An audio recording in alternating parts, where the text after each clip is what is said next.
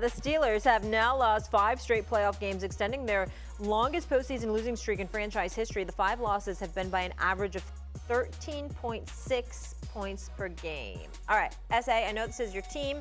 What's your reaction to Tomlin walking off there?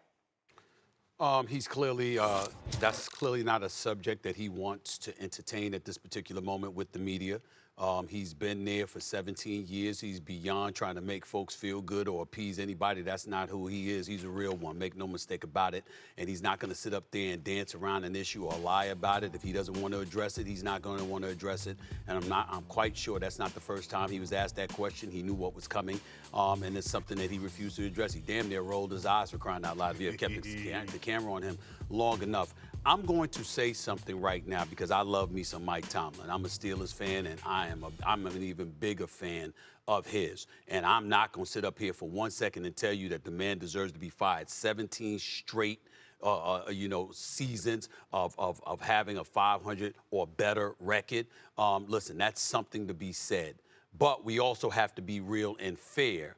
What would we say about any other coach if since 2010 your record is 3-8 in the postseason? You haven't won a playoff game since 2016, all right? And you have 6 one-and-done postseasons. Yes. It's not about you being fired. It's about, is it time for a new voice? Is it time for you to move on? Because we know the man deserves to be a head coach in the National Football League. Yes. But it also, the only way to answer the question, because we know it's about a quarterback. We know that Ben Roethlisberger stayed a couple of years too long, and we know that the succession plan that was in place wasn't much of a plan at all in terms of finding that quarterback. Who was responsible for that?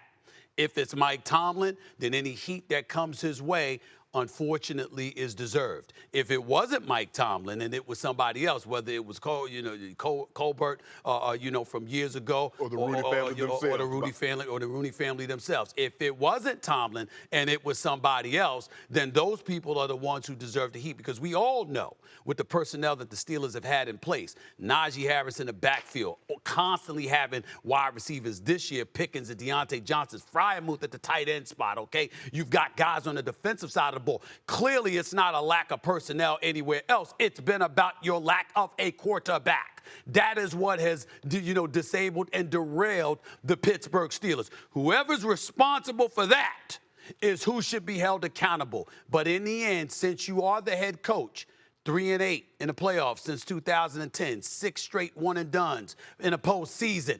That cannot be ignored. Mike Tomlin is a head coach. He's a leader of men and deserves to be a head coach in the National Football League.